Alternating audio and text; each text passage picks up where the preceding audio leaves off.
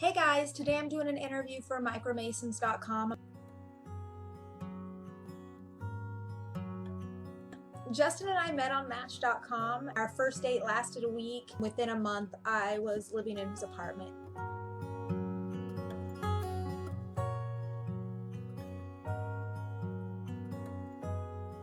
I had taken a trip for 6 months to the Philippines. After I got back from there, I felt compelled to have a space of my own that was always mine. I didn't have any formal experience designing tiny houses. Since I was 14, I'd been drawing these little structures. I was always obsessed with a tiny space. I was one of 4 brothers and sisters, so there was rarely enough bedrooms to go between the 4 of us. You learn to be okay with having a little space as long as it's your space. My first idea was to revamp a horse trailer. The problem I kept running into is space for a bathroom and a kitchen in a horse trailer is just really not there. So I decided to build it big enough for 2 people. The initial design was really just a rectangle with a shed roof. I saw this cab over camper in a truck. It just inspired me to change the shape of the tiny house. I conceived of the idea in June and construction started at the end of August. Winter was coming and I needed a shelter to live in. At a core level, I needed stability. I needed a shelter that was always mine. My mom told me that she would have to ask stepdad, Jack, and at the time, still a little angsty, that pissed me off, and I told her, I'll build it at my friend's property then. I don't need your help. A few days later, she called me up and she'd been watching videos of tiny house dwellers. She was totally on board and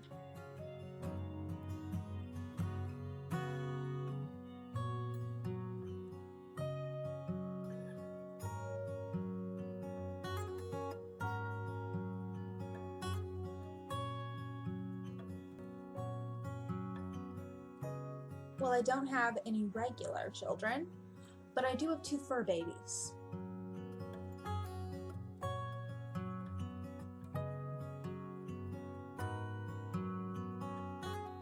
Transient life for so long at that point that my stuff found its place pretty easily inside the tiny house. Justin, however, had tons of really nice clothes and some furniture that we had to get rid of.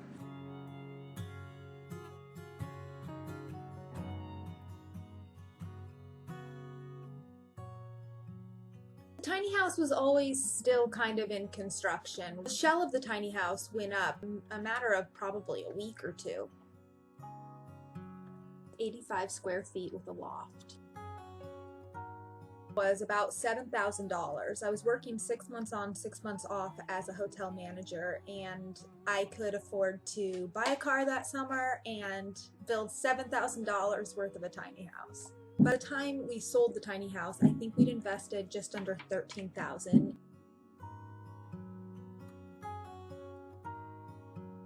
2x4 construction, a trailer I got from Craigslist, find windows, and some stock windows and doors from Lowe's. We went to Lowe's a lot. We worked with what materials were available to us. We used blue foam insulation. Don't want that in there if a fire starts. We'd been told that the blue foam would add rigidity to our structure. We needed to have a lot of R-value for a really small wall cavity. We only had 2x4 walls. Insulation wouldn't settle from the vibrations of driving on the road. Just happy to have real insulation and not our flimsy cardboard box insulation that I'd installed when we'd fallen on some hard times. I answer this question in depth in this video.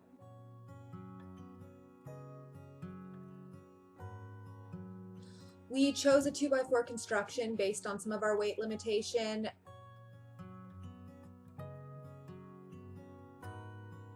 The Toyo is a diesel combustion heater. We had the tank outside on a gravity feed. My home had been heated with a Toyo stove, so I was very accustomed to the way the Toyo worked, and I have a lot of good memories with the Toyo stove. Your pump has run out of diesel to pump, and your heater is letting you know it's gonna get cold now. We kept a couple containers of diesel outside the house in case it turned off in the middle of the night. No matter what, you didn't have to go far to get the fuel to continue heating your house. We hauled 5 gallons of water a day from a separate place on the property. Clean dishes, clean person, and brushed teeth, and healthy drinking water. I would also water my plants with it. We had standard electricity. We planned to eventually get solar. For the time being, we just paid some young guys that were licensed to put our electrical in. Heavy duty extension cord to the landlord's garage where we plugged in an outlet.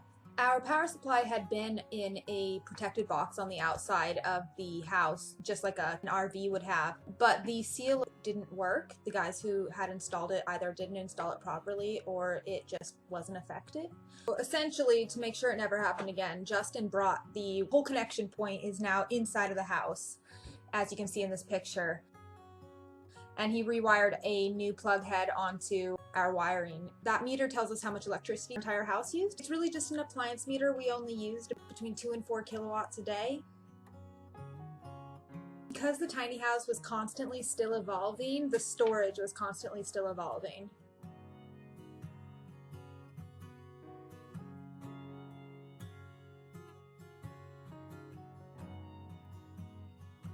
Our tiny house didn't need too much furniture. Our stairs took up a decent amount of the space, and that housed a lot of our permanent storage. And the cabinets and kitchen area, other than that, we had a fold-away table. And I have a link to that video that shows it a bit more in detail right here. And the rest are really just pieces of furniture made from scrap or just odds and ends that were going to be temporary. Everything should have its place, and you should put it back in the same place every time. You would be amazed how much stuff gets lost in a tiny house.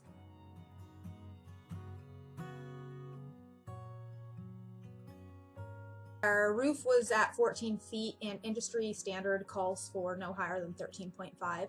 We never had any issues in Alaska with that because the bridges aren't lower than 14 feet. And we tried to keep the amount of times we moved it at a minimum.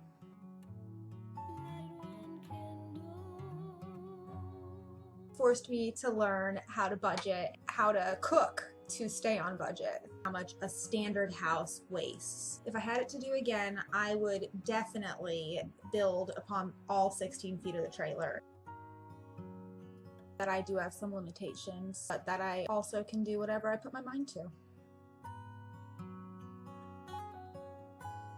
My energy conservation and my water conservation has definitely carried over with me from the tiny house. All my bulbs are LED. I do a lot more bird baths than actual showers now. It's not about being the most or the best. If you don't do it, no one's going to do it for you. You have to push your luck and take risks and forge your own future. What I loved about our tiny house was its simplicity. It had everything I needed to live my life.